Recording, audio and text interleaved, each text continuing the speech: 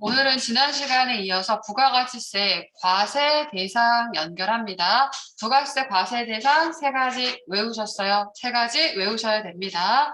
재화의 공급이 일어나면 과세, 용역의 공급, 재화의 수입은 과세합니다. 용역의 수입은 과세 안 하죠. 이때 재화의 공급이란 프린트 찾으셨으면 재화의 공급이란 계약서 법률상 모든 원인에 의해서 재화를 인도 또는 양도하는 거 재화의 공급이고, 이런 공급이 일어나게 되면 공급을 할 때 공급자가 부가가치세를 거래 징수해서 국가에 납부를 하게 됩니다. 라는 내용이요. 그래서 이때 재화의 공급이 되기 위한 요건은 소유권이 넘어가야지만 재화의 공급이 되는 거예요. 단순히 사용하게 하거나 빌려주는 건 재화 소유권이 넘어간 게 아니죠. 그럼 이때는 용역의 공급이 되는 거고, 이 소유권의 이전이 계약서 법률상의 원인에 의해야 되는 거고, 그에 따른 대가의 수반이 있어야지만 우리는 실질적인 공급으로서 재화의 공급에 해당하는 부가세, 과세 거래에 해당합니다. 그래서 우리 일반적인 거래를 생각하시면 돼요. 다양한 매매 계약들이 있을 거고요. 가공 계약도 있고, 교환 계약도 있고, 경매, 수용, 현물 출자 이러한 것 모두 다 계약과 법률상 원인에 따른 공급입니다. 이렇게 연결하시고, 이 중에서 가공계약이라고 하는 거는 기본적으로 가공이라고 하는 거는 어떠한 역을 가해서 새로운 재화를 만들어내는 거기 때문에 보통 얘는 역을 가했다, 공작을 가했다라고 하면 용역의 공급이에요. 그런데 이때 자재가 들어가게 되면 재화가 들어갔으니 이때 가공계약은 뭐로 보겠다? 재화의 공급에 해당합니다. 자재를 일부 또는 전부 부담하면 재화의 공급, 자재를 전혀 부담하지 않고 역만 했다면 용역의 공급이에요. 그런데 예외적으로 단 건설업의 경우에는 자재를 부담하지 않았던 무조건 뭐가 된다? 용역의 공급이 돼요. 그래서 이게 실질 공급에 해당을 했고요. 그럼 오늘 시간엔 뭘 할 거냐면요. 원칙은 대가의 수반이 있어야지만 공급한 걸로 보고 부가세 과세 거래해요. 그런데 예외적으로 대가의 수반이 일어나지 않았는데도 공급으로 보고 과세합니다. 라는 얘기요. 그러니까 원래는 공급 아니라는 얘기죠. 즉 쉽게 생각을 하면 판매한 거 아니라는 거예요. 매출한 거 아닌데도 불구하고 매출한 걸로 보고 부가세를 내세요. 이렇게 연결을 하시면 됩니다. 그럼 회계 때도 물론 배우셨던 거긴 하지만 세무 범위는 이 간주 공급에 대한 회계 처리도 하실 줄 아셔야 되고요. 그 결과물을 부가세 신고서에도 반영을 하실 수 있으셔야 돼요. 그래서 충분한 내용을 좀 이해를 하셔야 되니까 지난 시간에 연결했던 회계 처리 한번 살짝 보고 갈게요. 그냥 기본 개념만 훑고 갈 거예요. 자, 여기서 뭐만 들고 가시면 되냐면 매입 거래가 있을 거고 매출 거래가 있을 거예요. 딱 이것만 기억을 하세요. 우리가 매입 시에 공제가 되는 매입 세액은 뭐라고 처리한다? 부가세 대급금이요. 근데 내가 뭔가 부담을 했는데 공제가 안 되면 그때는 우리는 어떻게 처리해요? 공제가 안 된다면 내가 부담했는데 공제가 안 되면 공제가 안 되는 부가가치세는 어떻게 처리했었다? 해당 항목에 포함을 시켰죠. 해당 항목에 포함을 시켰습니다. 그래서 만약에 이 거래에서 1,000원짜리 구입을 하고 100원 부가세를 부담을 했어요. 우리 이미 어느 정도 배웠으니까. 근데 이게 거래처 선물을 하기 위해서 구입한 거래요. 매입세 공제 안 되겠죠. 그럼 이때 부담한 100원에 대한 세액은 어떻게 처리했어요? 접대비. 해당 항목에 포함입니다. 이것만 딱 구분하시면 돼요. 그리고 매출을 하면 부가가치세 거래징수에서 받아놨다가 납부합니다. 그래서 나갈 돈이니까 부채예요. 뭐라고 부르죠? 부가세 예수금. 그래서 여기서 뭐만 딱 들고 가냐면 공제가 되면 부가세 대급금. 공제가 안 되면 해당 항목에 포함. 부가세를 내세요. 납부세액을 만들어내야 된다라고 하면 뭐라고 회계 처리한다? 부가세 예수금. 그것만 딱 고정시키고 연결을 해보도록 할게요. 자, 우리는 회계 1급을 지나서 세무 2급을 가야 되기 때문에 이 간주공급 어느 정도 외우셔야 돼요. 한번 볼게요. 자, 원래는 공급이 아니지만 공급으로 봅니다. 단순하게는 이렇게 어떤 게 간주공급 내용인지에도 문제화 됩니다. 그래서 대가 수반이 없기 때문에 무상공급이라고도 표현을 하고 간주하다, 의제하다라고 해서 의제공급, 간주공급이라고도 부르는데요. 원래는 아니라면서요. 즉 원래 매출한 건 아니라고요. 그런데 마치 매출한 걸로 보고 부가세를 내세요죠. 부가세를 내세요. 쉽게 연결하면 돼요. 이거는 취지를 잘 이해하시면 돼요. 자, 취지가 뭐냐면요. 지난 시간에 제가 그림 하나 그려드렸을 건데 요 그림 연결하시면 돼요. 자, 우리가 과세사업자예요. 그럼 전제가 뭐냐면 과세사업자의 전제는 부가세가 과세되는 재화를 팔면 당연히 부가세를 받아놨다가 국가에 납부를 할 게 전제가 되는 거예요. 그러니 국가 입장에서 어떻게 하냐면 니네 과세사업자야? 그럼 부가세 받아서 나 주겠네. 그럼 그때 부담했던 매입세 업무와 관련됐다라면 공제해줄게 라는 게 전제가 되는 거예요. 그렇기 때문에 일단 매입한 거에 대해서는 죄다 어떻게 해요? 매입세 공제. 왜? 어차피 이렇게 할 거니까. 국가는 이렇게 할 줄 알고 매입세 공제를 전부 시켜주는 거예요. 그런데 갑자기 어떻게 했다? 공급하지 않고 매출하지 않고 다른 용도로 써버렸대요. 그럼 국가 어떻게 해요? 억울하겠죠? 그러니 어떻게 하라? 매출한 거, 공급한 거 아니지만 부가세 내세요. 이게 바로 뭐가 된다? 간주 공급이 되는 거예요. 왜? 당초에 이렇게 매입세 공제를 해줬던 거니까. 당초 매입세 공제를 해줬던 거에 대해서 요거만 잘 연결하시면 돼요. 당초 매입세 공제를 해줬던 거에 대해서 이렇게 하지 않은 거예요. 매출하지 않고 다른 용도로 쓴 거에 대해서 너가 부가세를 내고 쓰세요. 요것만 취지 파악하시면 됩니다. 그래서 당초 요거죠. 당초 매입세 공제 됐던 거에 대해서. 자, 그럼 어떤 게 간주공급인지 하나씩 연결해 보도록 할게요. 자, 첫 번째는 자가공급이에요. 이게 무슨 얘기냐면 내가 내 사업에 쓰는 건데 부가세를 내라는 얘기예요. 말 돼요? 안 돼요. 내가 내 사업에 쓰는 건데 내가 왜 부가세를 내? 말 안 돼요. 그래서 세법에 정해놓은 딱 세 가지에 대해서만 부가세를 내세요 라고 보시면 돼요. 자가공급이라고 하는 건 뭐다? 내가 내 사업에 쓸 때 딱 세 가지에 대해서만 부가세를 내세요. 그리고 개인적 공급. 이거 팔라고 했더니 판 게 아니라 누군가를 줘버렸어? 그럼 네가 부가세를 내세요. 이런 얘기고요.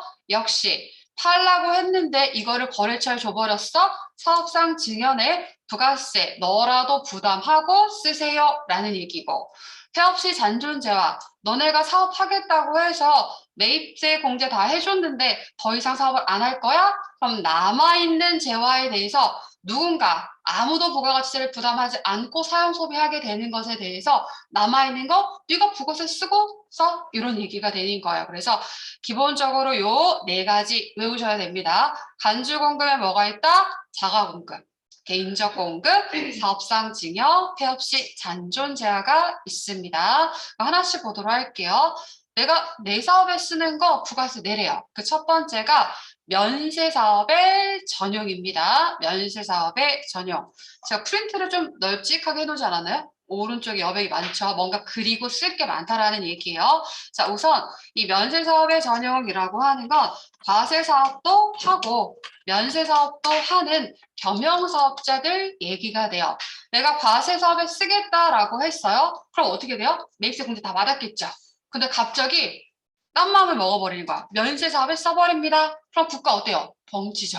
매입세 공제 다 받아놓고는 갑자기 면세 사업에 쓴대요. 그럼 네가 너 사업에 쓰는 거지만 부가세 내고 쓰세요. 이런 얘기입니다. 계산식 먼저 쓰고 갈게요.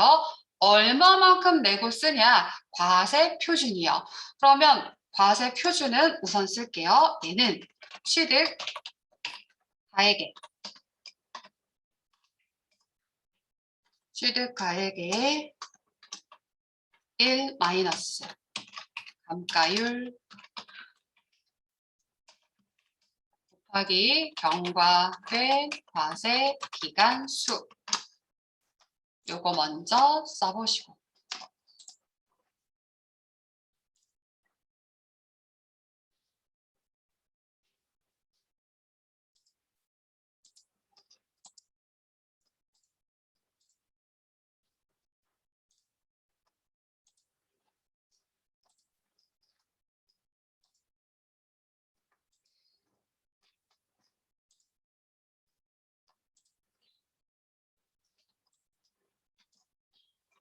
과세 표준이에요. 그렇기 때문에 이 과세 표준의 10%만큼 부가세를 내세요. 이렇게 이해를 하셔야 되겠죠. 이 과세 표준의 얼마? 10%만큼 부가세를 내세요. 여기에 제가 충분히 표현을 해드릴게요. 10%만큼 부가세를 내세요. 그다음에 비영업용 소형 승용차 구입 유지 임차와 관련된 재화 이 경우에도 부가세를 내세요. 판매 목적 타사업장 반출인데요. 그 대표적인 예가 직매정 반출입니다. 그러면 이 면세사업 전용에 대한 거 좀 자세하게 보도록 할게요. 자, 요거 쓰셨으면 저 화면 넘어갈 거예요. 화면에 제가 기본 세팅을 이렇게 해놨어요. 자, 지난 시간에 우등고속 얘기했을 거예요. 우등고속은 과세예요, 면세요? 과세입니다. 그럼 우등이라고만 간단하게 쓸 거고요. 우등, 얘는 과세예요. 손이 아직 안 풀렸어. 얘는 과세. 시내버스는 면세. 시내버스는 면세입니다. 시내버스는 면세. 자, 내가 만약에 우등버스만 운행을 하고 있어요. 우등버스만 운행을 하고 있다라고 하면 승객한테 부가가치세를 받아서 국가에 낸다라는 얘기예요. 나는 과세사업자예요. 내가 시내버스만 운행을 하고 있어요. 그러면 면세이기 때문에 승객들한테 부가세를 받지 않는 거죠. 나는 면세사업자입니다. 근데 내가 얘를 둘 다 같이 하고 있대요. 이런 사업자를 뭐라고 부른다? 겸용사업자라고 얘기했습니다. 그러면 나는 겸용사업자인데 이번에 버스 한 대를 샀어요. 근데 이번에 버스는요. 우등에만 사용하려고 잠깐 가려둘게요. 우등에만 원래 겸용사업자인데 우등버스로 사용을 하려고 버스 한 대를 사가지고 왔습니다. 자, 이때 버스가 얼마짜리냐면 5천만 원짜리래요. 자, 5천만 원짜리. 과세 붉은색으로 쓰고 있었으니까 5천만 원짜리 버스를 한 대 사왔대요. 그럼 이때 부가가치세 부담했겠죠. 당연히 과세니까 부가세 얼마? 500만 원을 부담을 했습니다. 그럼 내가 우등버스로 사용하려고 우등고속으로 사용하기 위해서 5천만 원짜리 차량을 구입하면서 500만 원의 부가가치를 부담을 했어요. 그럼 앞으로 계속 운행을 하면서 승객들한테 부가세를 거래 징수해서 국가에 납부해 줄 거니까 국가는 요 매입 시 부담했던 500만 원에 대해서 뭐 해줬을 거다? 공제해줬겠죠. 매입세 공제를 다 받았을 거라는 얘기요. 그런데 갑자기 예를 든 거예요. 가정을 하는 거예요. 갑자기 얘가 한 1년 전쯤 넘게 지났더니 고속도로 달리는 게 좀 위험해 보여. 그래서 얘를 갑자기 뭘로? 안 되겠어요. 얘를 시내버스로 바꿔버려요.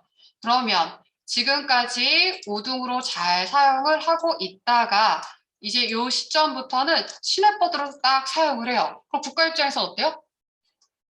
더 이상 승객들한테 부가가치세를 거래징수 납부를 안 하니까 국가 입장에서는 그럴 줄 알고 500만 원에 대한 매입세를 다 공제해 버렸는데 더 이상 아무도 부가세를 안 내게 되는 거죠. 그러니 어떻게 하라? 요 앞으로 면세에 시내버스로 사용하는 부분만큼 부가세를 네가 내고 쓰세요 라는 얘기가 되는 거예요. 그래서 얼마만큼 내고 쓰냐면 시간이 지나서 과세 썼던 거 요만큼 과세 썼으니까 그만큼 가치가 줄었겠죠. 그만큼 빼고 앞으로 이 면세 사업에 쓰는 요 부분만큼에 대해서 부가세를 내세요 라는 얘기요. 요만큼 그림 이해되실까요? 요만큼에다가 부가세를 내세요. 이런 얘기요. 이게 그 아까 미리 계산식 써놨던 요 계산식이요. 제가 어디다 썼더라요? 여기가 아닌가? 열심히 썼죠? 어디 갔어?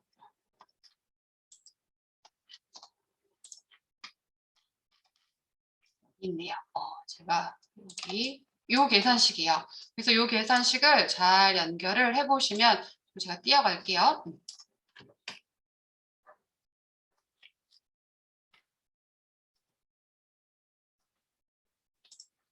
여기다 띄워놓을게요. 이 계산식 결국 외우셔야 되는데 이걸 달달 외우셔야 되지만 이 그림으로 이해하시면 돼요. 그림 보시면 연결이 되시는데 자, 취득가액에서 시간이 지나서 가치가 줄어든 것 빼고 연결되세요. 이 전체 금액에서 시간이 지나서 가치가 줄어든 것 빼고 여기에 대해서 부가세를 내세요. 그림이랑 연결하면 계산식 외우실 수 있겠죠. 여기에 대해서 부가세를 계산하시는 게 과세 표준이 돼요. 그럼 이때 시간이 지나서 가치가 줄어든 것 빼고 라고 얘기했는데 즉 감가율을 얘기하는데요. 자, 우리 이 버스는 우리 회사의 뭐예요? 차량 운반구라는 자산이죠. 차량 운반구라는 자산은 유형 자산이에요. 그러면 이 유형 자산에 대해서 우리는 뭘 한다? 감가상각 하겠죠. 근데 이때 감가상각을 어떤 회사는 그냥 귀찮아 매년 같은 금액으로 감가상각하면 정액법. 어떤 회사는 첫해 가치가 많이 줄어듭니다. 그러면 정률법으로 감가상각을 했겠죠. 이런 경우라고 하면 정액법으로 감가상각한 회사는 2기가 만약에 지났다면 남아있는 가치는 이 부분이 될 거고요. 정률법으로 감가상각을 한 회사라고 하면 2기가 지났다라고 하면 남아있는 가치는 이 부분이 되겠죠. 그럼 남아있는 시간이 지나서 가치가 줄어든 것 빼고 남아서 앞으로 시내버스에 사용하는 부분에 대해서 부가세를 내세요라고 했는데 이러면 형평에 맞지 않겠죠. 그래서 감가율을 세법에서 정해놨습니다. 그래서 감가율을 이제 외우시면 돼요. 그래서 우리 세법에서 감가율을 정해놓은 거 기억나세요? 건물은 몇? 건물과 구축물은 이제 외웁시다. 구축물은 5%. 건물과 구축물은 5%.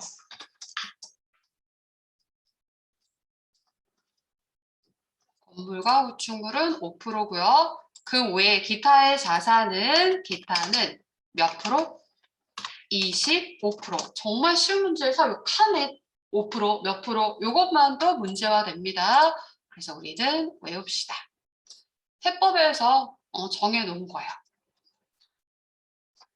그리고 여기에서 경과된 과세기간 수라는 표현이 있죠. 여러분들이 개념으로 딱 잡고 가세요. 부가가치세 과세기간은 몇 기예요? 1기와 2기죠. 그럼 개월수로 하게 되면 부가가치세에서 과세기간을 언급했다. 그러면 6월을 떠올리시면 돼요. 6월. 6월을 생각하시면 돼요. 6월이 뭐가 된다? 1 과세기간이죠. 6개월이 1 과세 기간에 해당하는 거 연결해 두시면 돼요. 그럼 세법에서 봤을 때 건물은 6개월에 가치가 5% 준다라고 보는 거예요. 그럼 1년이면 몇 프로예요? 10%. 그럼 세법에서 봤을 때 건물의 가치가 주는데 총 몇 년이 걸린다라고 본다? 몇 년? 10년이 되죠. 그럼 얘는 과세기간 수로 하면 몇 기일까요? 20기. 우리 결론을 한번 내볼게요. 그러면 건물 이외의 자산은 세법에서 봤을 때 6개월의 가치가 25% 준대요. 즉 컴퓨터. 우리 딱 사면 어때요? 같이 쑥 떨어지죠. 그럼 얘네들은 25%. 1년이면 몇 프로? 50%. 그럼 가치가 다 주는데 몇 년밖에 안 걸려요? 2년. 그러면 2년. 그럼 과세 기간으로 하면 몇 기? 4기. 그래서 결론도 네, 둡시다. 요렇게. 자, 그러면 한번 계산도 직접 해보도록 할게요.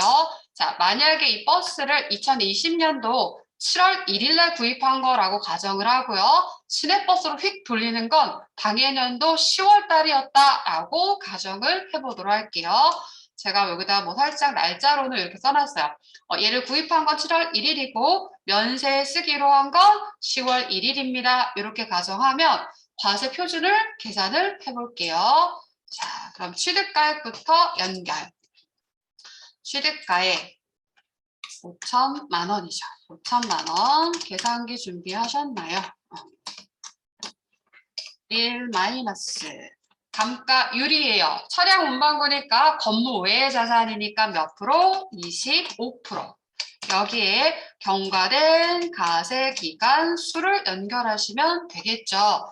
자, 그러면 과세 기간을 한번 계산해 볼게요. 자, 여기 살짝 위로 올라가면 보이실 거예요. 경과된 과세 기간 수만큼을 세어보시면 되니까, 자, 2020년도 7월 1일은 몇 기예요?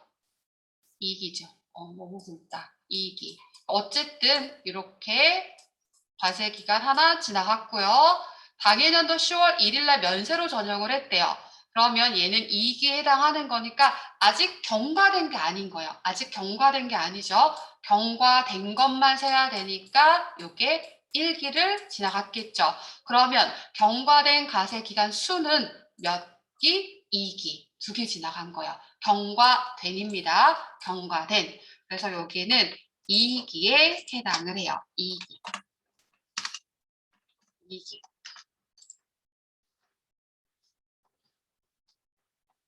여러분 이 계산식은요 프로그램이 가지고 있어요. 그래서 여러분들 충분히 이해만 하시면 해당하는 내용을 입력하면 프로그램이 금액 자동으로 계산을 해줄 거고요. 조금 난이도 있는 이론 문제들에서는 이 계산도 하실 줄은 아셔야 되는데 이 계산식 외울 때 그림 연결하시면 돼요. 시간이 지나서 가치가 줄어든 거 빼고 남아있는 거에 여기에다 부가세 내세요. 이렇게 해서 외워두시면 됩니다.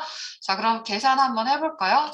프로그램이 자동으로 해줄 거지만 수기 계산도 한번 연결. 우리 뭐부터요? 사칙연산 이제 연결하는 거예요.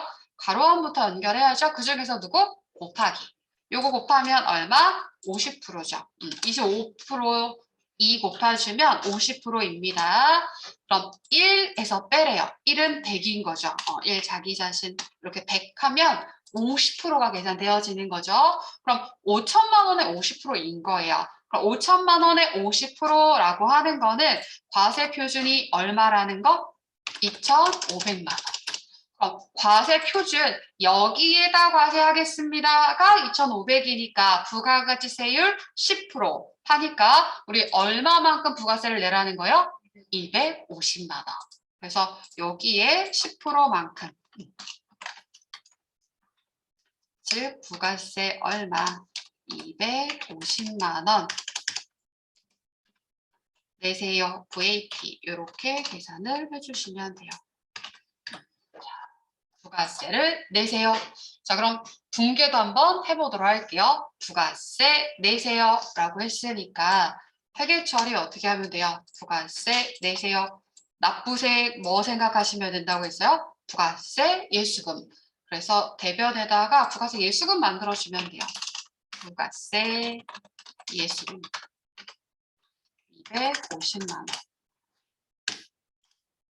그럼 차변에 내가 예전에 공제 받았던 거 토해내는 거죠? 지금 공제 받았던 거 토해내는 거야. 보세요. 내가 요거 우등으로 쓸 때 500만 원 매입세 공제 받았던 거를 토해내는 겁니다. 그럼 원래 순수 면세 사업자는 500만 원 매입세 공제 못 받았었죠. 그럼 그때 500은 뭐라고 회계 처리해 뒀던 거예요?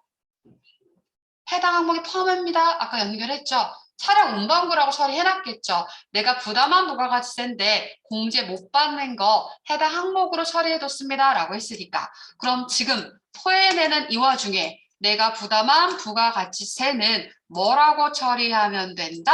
차량 운반구. 그래서 얘는 차량 운반구라고 하시면 돼요. 차량 운반구 250만 원. 이렇게 연결.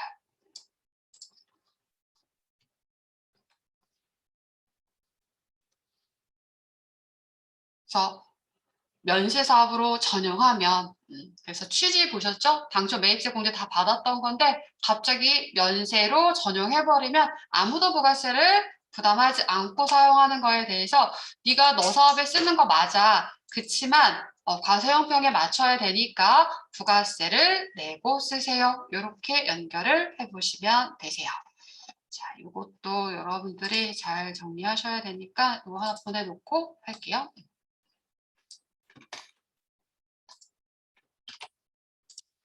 자, 그럼 이제 두 번째 내용으로 갈게요. 실질적으로 여러분들이랑 더 밀접한 건 그 두 번째요. 비영업용 소형 승용차.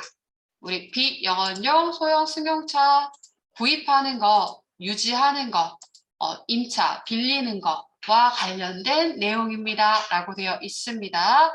자, 그러면 이것도 이렇게 연결을 해볼게요. 자, 우리가 세팅을 제가 여기다 해놨는데 너무 멀리 있구나. 이것만 잘 생각하시면 돼요. 내가 과세사업자라고 하면 이 매입 시 부담했던 매입세액은요.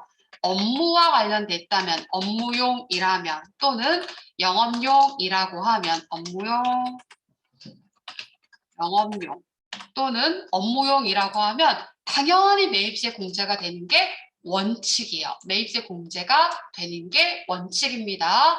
내가 업무에 쓸 겁니다. 그럼 매입세 공제 받을 수 있어요. 그런데 우리가 회사마다 소형 승용차들 사용을 하겠죠. 회사에 소형 승용차가 있어요. 소형 승용차.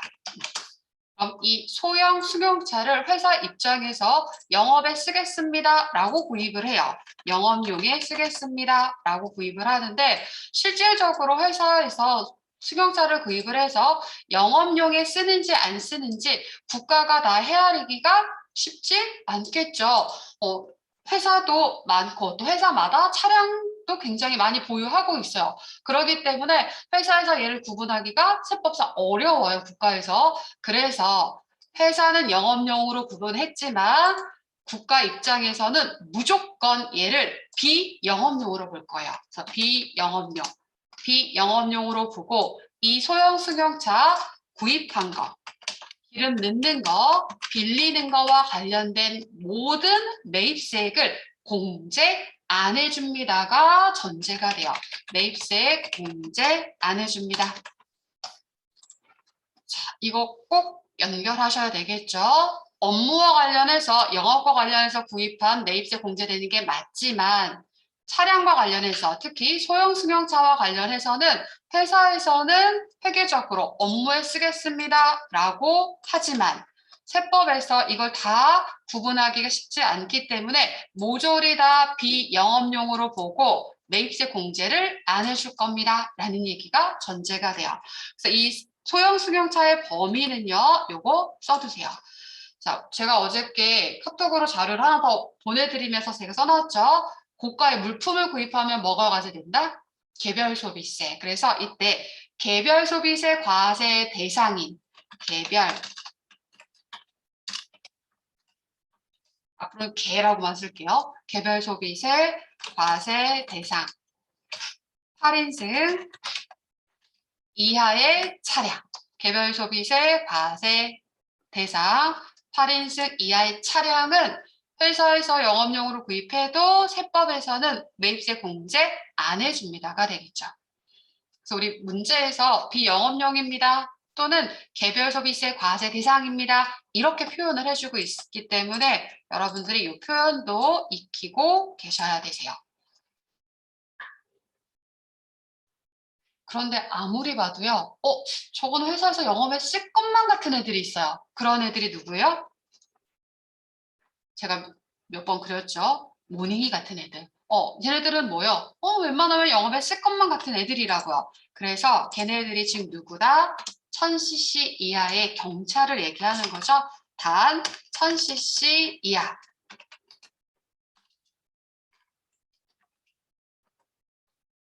또는 아예 8인승 이하는 매입세 공제가 안 되는 거니까 그 범위를 넘어가면 되겠죠. 9인승 이상. 이상의 차량들은 매입세 공제해줘요.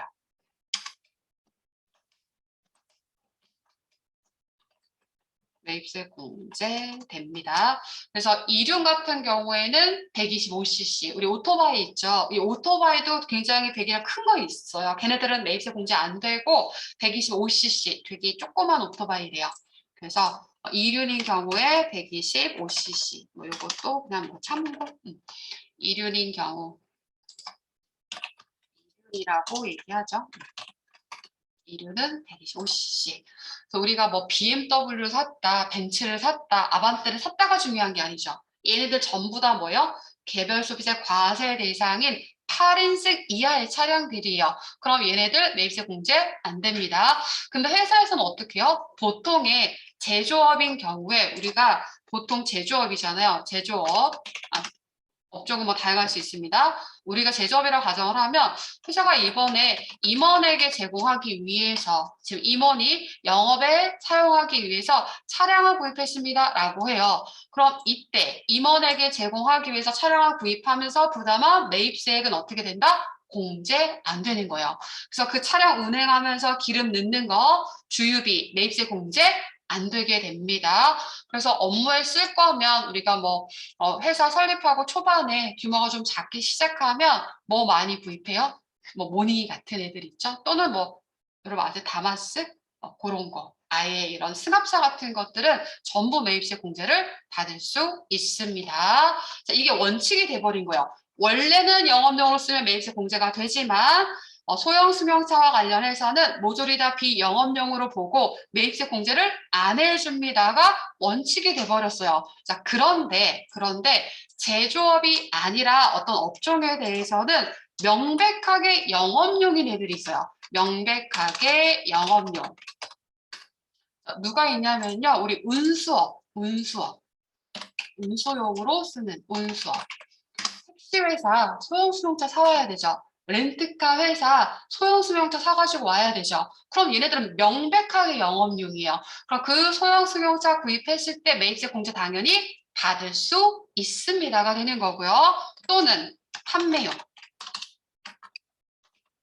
내가 현대자동차 대리점이에요. 그럼 차 구입해 와야겠죠? 당연히 영업용이요. 다 매입세 공제 받게 됩니다. 그럼 얘네들은 명백하게 영업용이기 때문에 구입 시에 매입세 공제를 받아요.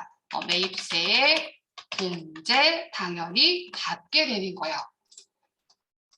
자, 그런데 지금 뭐 하고 있었냐면요. 원래 공급이 아닌데 공급으로 보겠습니다. 그 중에서 내가 내 사업에 쓰는데 공급으로 간주합니다. 자가 공급을 보고 있는 거예요. 그래서 그게 어떤 경우냐면 지금 얘네들 얘기하는 거예요. 얘네들이 매입세 공제를 다 받아놨어요. 근데 갑자기 얘네들도 똑같이 임원에게 제공을 할 겁니다. 라고 하면서 임원 제공을 할 겁니다. 라고 얘기를 하는 거예요. 그러면 어차피 회사 안에 차량들 많으니까 새로 구입하는 게 아니라 사다 놓은 차량을 제공할 수도 있겠죠. 그럼 그때 매입세 공제를 다 받아버렸단 말이에요. 근데 얘네들은 어땠어요? 매입세 공제 못 받게 되죠. 형평에 안 맞게 되는 거예요. 그러니 어떻게 하라? 니네가 니네 임원들 영업용으로 쓰게 주는 거 맞지만 네가 네 사업에 쓰는 거지만 얘네들과 형평을 맞춰야 되니까 부가세를 내세요. 그런 얘기예요. 그래서 비영업용 소형 승용차 구입, 유지, 임차 관련 재화는 요거 얘기하는 거예요. 그래서 사실은 부가가치세에서 지금 간주 공급에서 이 의미를 얘기하지만 결론은 우리가 실무적으로 뭐가 중요했어요? 요거. 비영업용 소형 승용차 매입세 공제 안 됩니다. 되는 건 뭐다? 1000cc 이하. 요것만 쏙 들고 가시면 되세요. 자, 그럼 마지막 할게요. 내가 내 사업에 쓰는데 부가세를 내세요. 그 마지막은 뭐냐면 판매 목적, 타사업장, 반출이요. 그래서 이것도 내가 내 사업에 쓰는 거 딱 3가지에 대해서만 부가세를 내세요.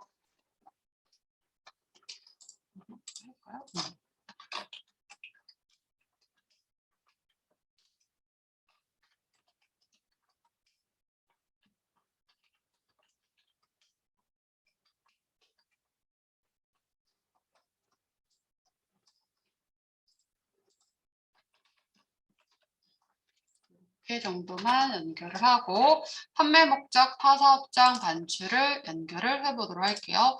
여러분들이 필기를 하시는 걸 제가 많이 못 기다려 드리잖아요. 그래서 자료도 또 활용하셔야 되니까 이렇게 옮겨드리고 연결을 할게요. 자, 판매 목적 타사업장 반출입니다. 자, 요거 연결. 하다가 다른 사업장에 보내는 것도 부가세를 내래요. 그래서 요거는 한번 그려보세요. 자, 만약에 우리가 공장이 있고요. 공장에서 물건을 만들어서 이렇게 판매 목적으로 다른 사업장에 이렇게 보내는 거예요. 이거를 판매 목적 타사업장 반출이라고 하고, 그걸 대표적인 예시로 뭐라고 표현하냐면 직매장 반출이라고 표현을 합니다. 직매장 반출이에요. 자, 그럼 이게 어떤 얘기냐면요. 보세요. 공장은 뭐 하는데요? 원재료 매입하는 거죠. 그래서 물건을 막 만드는 곳이에요. 여기는 뭐 하는 곳이다. 공정을 다 거쳐서 물건이 완성이 되면 이 완성된 물건을 어떻게 한다? 판매 목적으로 다른 사업장에 이렇게 보내는 거예요. 그래서 내가 내 사업장에 보내는 걸 지금 뭐 한다라는 얘기예요? 공급한 걸로 보겠다라는 얘기예요. 이걸 공급으로 보고 부가세를 내세요. 이런 얘기가 되는 거잖아요. 말이 돼요? 안 되는 거죠. 그럼 왜 이렇게 하는지를 연결을 해보도록 할게요. 자, 요 내용을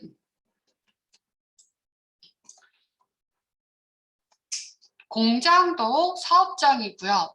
직매장도 사업장이에요. 지난 시간에 연결했죠? 그럼 사업장별 과세 원칙에 따라 사업장마다 뭐 해야 된다?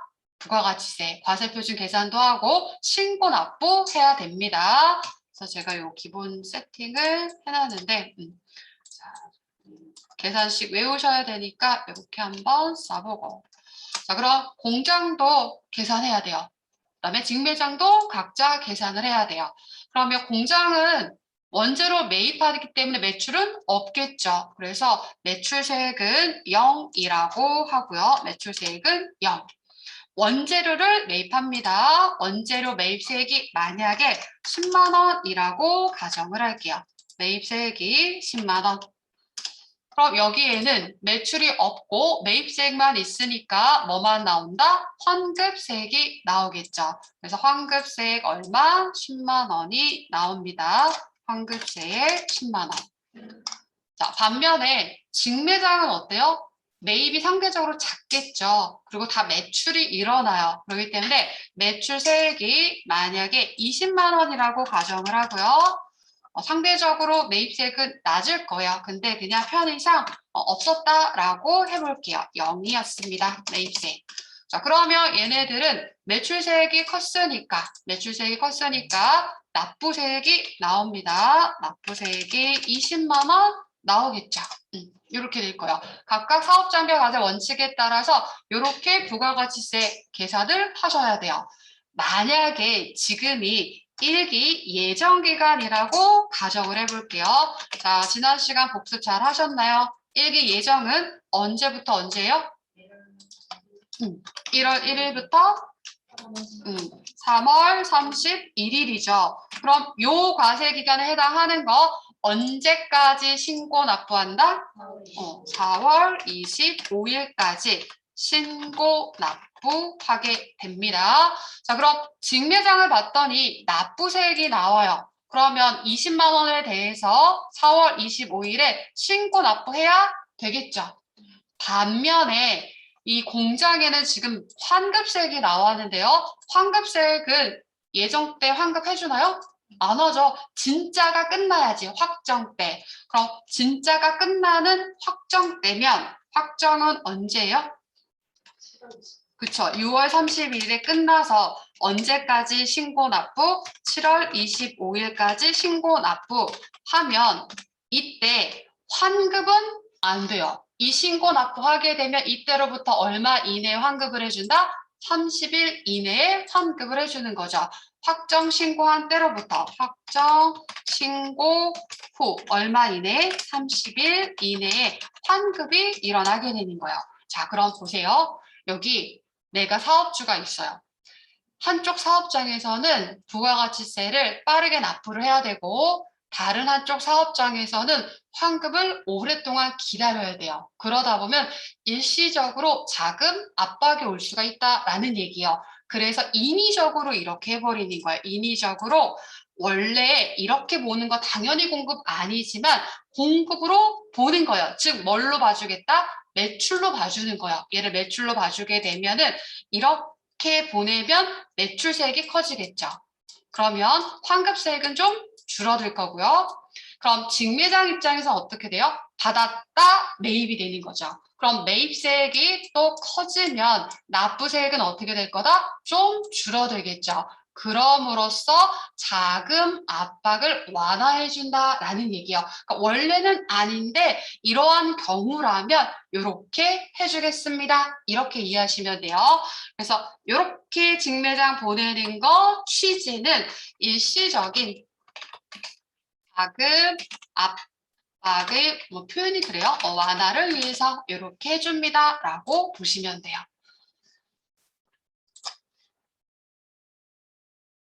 그런데 우리 납부와 환급을 이렇게 따로 하지 않고 퉁쳐버리면 어때요? 굳이 그럴 필요 없겠죠. 그래서 지난 시간에 배웠던 주사업장,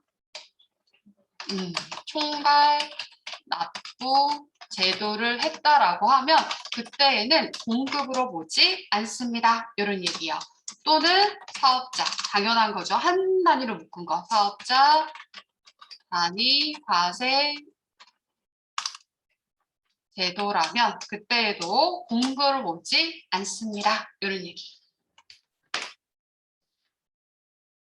당연히 내가 내 사업에 보내는 건데 해당하지 않지만 이런 경우에 이런 취지로서 이렇게 공급으로 보고 인위적인 부가세를 만들어주는 거야. 한쪽에는 매출세액을 만들어주고요. 다른 한쪽에는 인위적으로 매입세액을 만들어주게 됩니다. 자, 그러면 인위적으로 뭔가 매입세액과 매출세액을 만들어줘야 돼요. 그러다 보니 그에 따른 증빙이 필요해요. 그래서 그에 따른 증빙인 바로 세금 계산서를 교부합니다. 이따 따로 연결할 거지만 이 직매장 반출이 부가가치세에서 왕따예요. 지난 시간에 살짝 얘기했죠. 재무회계에서 왕따는 누구다? 단기회증권. 부가가치세에서 얘만 예외입니다는 직매장 반출이에요. 왜? 내가 내 사업장에 왔다 갔다 하는 거니까 얘는 인위적인 부가세를 만들어주니까 그에 따른 증빙인 세금 계산서 필요해요. 세금 계산서 요구합니다. 부가세를 내게 만드는 거죠. 부가세를 인위적으로 지금 만들어주는 거예요. 근데 어차피 내 사업장에 왔다 갔다 하는 거기 때문에 얘는 과세 표준이 원가예요. 원가. 요거가 중요하죠. 세금 계산서 필요하고 원가로 왔다 갔다 합니다. 이따 따로 또 정리를 해드리도록 할게요. 조금 복잡한 얘기인데요. 만약에 주사업장 총괄납부 제도를 했어요. 신청을 했어요. 그럼 이렇게 보내는 거 공급으로 보나요? 안 보죠. 근데도 얘네가 만약에 공급으로 안 보는데 이 와중에 세금 계산서를 교부해요. 그러면 원래 해당하지 않는 건데 국가 입장에서 세금 계산서가 들어왔으니 그걸 해야하기까지는 귀찮은 거야. 그럼 세금 계산서가 들어오면 그래 공급으로 볼게 이렇게 돼요. 그래서 만약에 세금 계산서를 그 와중에 교부했다. 그럼 그때는 공급으로 봅니다. 우선 이렇게는 정리만 해주세요. 원래 아닌데 이렇게 해당을 합니다. 이것도 보낼까요? 내용이 좀 어려우니까 보내놓고 설명 듣는 거에 집중.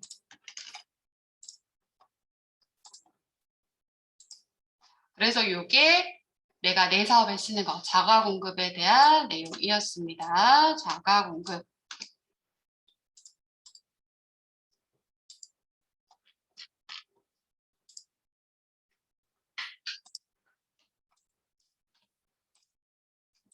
자, 그러면 우리 아까 페이지로 넘어가서 자, 밑에 이 내용으로 이제 연결을 하도록 할게요. 자가공급 3가지 면세사업에 전용합니다. 비영업용 소형수명차 관련 판매 목적은 직매장 반출 이렇게 딱 3개 연결하시면 되고요. 이 3개는 뭐다? 내가 내 사업에 쓴 거예요. 그럼 나머지 2번하고 3번은 누군가 줬다라고 생각을 하시면 됩니다. 그래서 개인적 공급은 사업주 본인이 썼던 거나 아니면 종업원을 준 경우 사업상 증여는 누굴 준 경우? 거래처를 준 경우 이렇게 연결을 하시면 되는데 저는 둘 다 같은 개념이니까 사업상 증여로 설명을 한번 해보도록 할게요. 자, 사업상 증여, 즉 거래처에 주면 너네 원래 팔기 위해서 매입세 공제 받았던 거잖아. 근데 이거 팔지 않고 너가 거래처를 줬어? 그럼 부가세 너라도 내세요. 이런 얘기입니다. 자, 예를 들어서 우리가 골프채를 만드는 공장, 골프채를 만드는 제조업을 하고 있다라고 가정할게요. 골프채. 자, 이거 직접 만듭니다. 제조하는데 원가가 50만 원이라고 가정하고요. 요거 팔면 얼마에 팔냐면은요. 판매가가 500만 원 넘신가? 갑자기 소심해졌네. 200만 원. 이렇게 판대요. 이거 만드는데 50만 원 들었는데 받다 팔면 200만 원이래요. 그럼 팔 때 부가세 얼마를 거래 징수하면 돼요? 10%인 20만 원 거래 징수하면 되겠죠. 자, 우리 회사에 거래처 부장님이 업무차 왔어. 업무를 다 봐서 이제 그만 갔으면 좋겠는데 안 가. 그러면서 계속 민기적거리면서 막 얘기를 시작하죠. 날도 좋아졌는데 좀 나가서 한번 쳐야 되는데 작년에 산 골프채가 영 안 좋아 이래. 뭐 하라는 얘기요? 하나 달라는 얘기죠. 그 우리 회사 직원이 이러죠. 네, 하나 드릴 수는 있는데 그럼 이거 부장님 드리게 되면 사업상 증여에 해당을 해서 부가세 내셔야 됩니다. 라고 하면 부장님 좋아할까요? 아니죠. 그래서 간주 경우, 공급의 경우에는 누가 부가세를 내냐면 그 공급하는 쪽에서 부가세를 부담을 하게 됩니다. 자, 그러면 부가세를 내야 돼요. 누가? 우리 회사가. 회계 처리 누가요? 당연히 우리가 합니다. 자, 회계 처리 연결해 볼게요. 분계 갑니다. 분계. 자, 우리 회사 입장에서 분계하는 거예요. 자, 뭐가 나갔어요? 맞아요. 제품이 나갔어요. 제품이 나갔습니다. 제품. 그럼 얼마가 나갔을까요? 우리 회사 자산이 장부에서 제거되려면 항상 원가로 제거가 됩니다. 이거 만드는 데 들어간 원가니까 50만 원. 근데 이걸 거래처에 줬대요. 그럼 얘는 뭐가 된다? 접대비가 된다고요. 그럼 그때 그걸 부가세 과세하겠습니다. 간주 공급이요. 그럼 부가세 내세요. 그럼 누가 등장한다? 부가세 예수금. 얼마만큼 내라? 이거. 밖에다 팔았으면 부가세 얼마 받았겠어요? 200에 대한 10% 받았겠죠. 즉 부가세 얼마만큼 내라? 시가만큼 내세요. 이 얘기예요. 그럼 시가가 200이니까 10% 얼마만큼을 20만 원. 네가 내고 줘. 이런 얘기가 되는 거예요. 그럼 저 대비 얼마가 될까요? 70. 이렇게 됩니다. 이렇게. 이거 무조건 기억하셔야 돼요. 최근에 나왔어요. 최근에도 나왔어요. 늘 나오죠. 중요한 내용이요. 근데 이게 끝난 거 아니야. 제모액에서 하나 등장해야 되죠. 지난번에 우리 일반 전표 문제 갓 들어가면서 몇 문제 하지도 않았지만 그때 딱 얘기했던 거. 재고자산. 원재료, 제공품, 제품의 원래 목적이 있죠. 제품 왜 만들었어요? 매출하기 위해서 만들었는데 다른 계정으로 나갔습니다. 여기에 뭘 걸어줘야 된다? 팔타계정 대체. 여기다가 팔타계정 대체. 이제 줄일게요. 팔타계정 대책을 걸어줘야 됩니다. 근데 우리 메인 매출 전표 하고 왔잖아요. 이제 회계 1급에서 부가세 관련은 일반 전표가 아니라 메인 매출 전표예요. 그럼 거기까지를 연결을 할 건데 결론부터 얘기할까요? 결론. 결론 요거 하나 써두세요. 지금 간주 공급을 하고 있습니다. 결론. 간주 공급. 원래 공급이 아니지만 부가세를 내세요. 그렇다면 얼마만큼 내라? 시가. 부가세가 과세됐으니 그에 따른 증빙 필요한가요? 이거 골프채 주면서 부가세 내래요. 그럼 그에 따른 20만 원 부가세에 대한 세금 계산서 교부해서 거래처 부장님 드리나요? 아니죠. 부담도 안 했잖아. 즉 세금 계산서 교부 특례요. 세금 계산서 필요 없습니다. 교부 안 합니다.